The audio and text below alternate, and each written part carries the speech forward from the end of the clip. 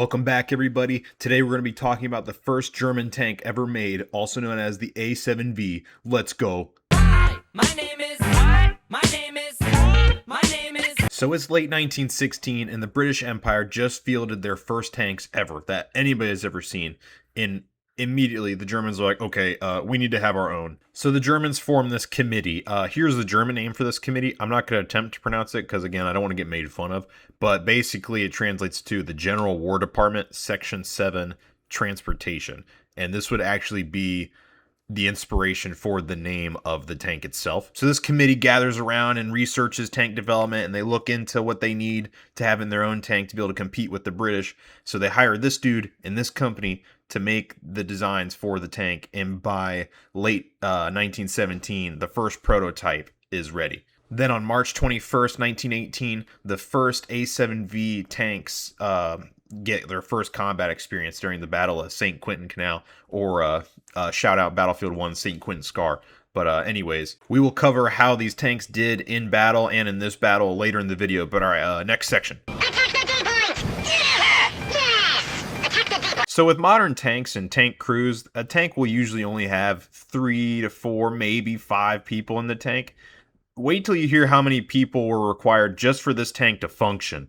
If you were thinking about operating one of these things, I hope you bring your parents, your grandparents, your brother, your sister, and maybe all of your cousins, because you will need at least 18 people for this tank to function according to German Empire doctrine. At times, this tank could actually accommodate up to 25 people. That's literally like you could change the tide of battle with 25 people if they all dismounted. For just the bare minimum crew, the bare minimum load of 18 dudes, you would need a commander, a driver, a mechanic, an assistant mechanic. What is your gender?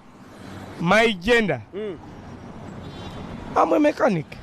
A signalier, 6 gunners, 6 loaders, and then 1 main gunner and 1 main loader. I don't know why main loader is like it's like a tongue twister. Quick shout out to a deleted user here on Reddit. I thought this was pretty funny. It gave me a real hoot while I was reading this. But yeah, basically it just says that if the tank gets freaking destroyed, you lose 18 to 25 dudes. Like, that's a pretty big loss.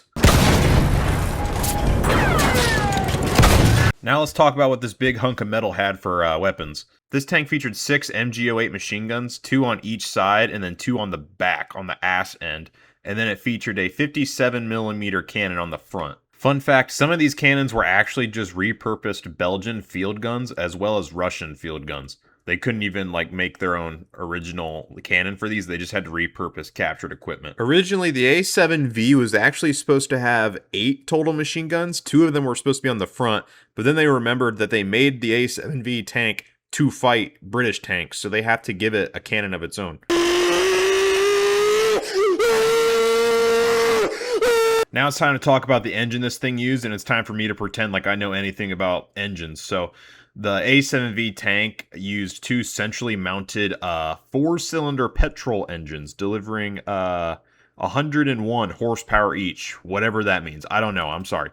But it carried a bunch of fuel. It carried 500 liters of fuel. That's I wonder how much money that would be in today's economy. This tank was an absolute speed demon, coming in at 31.5 tons. This thing could get up to 9 miles per hour, but only 3 miles per hour if it wasn't on a paved road, meaning you could probably just outwalk this thing and be fine. Now within this section, I also kind of want to cover just the overall shape of the tank.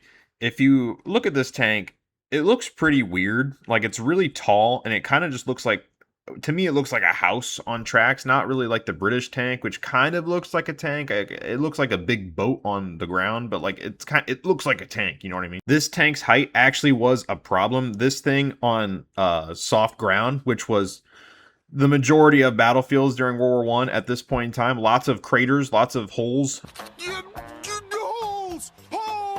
Lots of mud.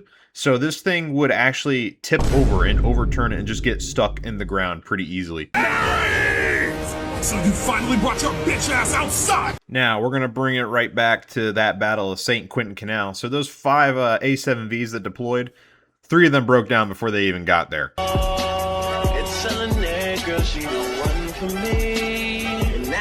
The other two kind of helped during the battle, but they didn't really do much at all in their first time being deployed out into the field. Then in their next battle, this one here, 13 tanks got sent out. 2 of them did not make it because they broke down. The ones that did see action actually did get some success. They did make a significant impact in the battle. Pretty soon after deploying the A7V, Germany was like, all right, this is not a great tank. We need some other designs. Here are some of those designs. They never made it to fruition because the war ended. The last use of the A7V was in a small skirmish on October 11th near this place. In total, only 20 A7V tanks were built and actually saw use, of which only one is still surviving. Only one is still around. The rest have been, to quote Wikipedia, yes, I use Wikipedia as my source, they were either, the rest were either completely destroyed, scrapped, or, quote, cannibalized by Allies / Germans after they were destroyed. So that's the German A7V tank. Bye.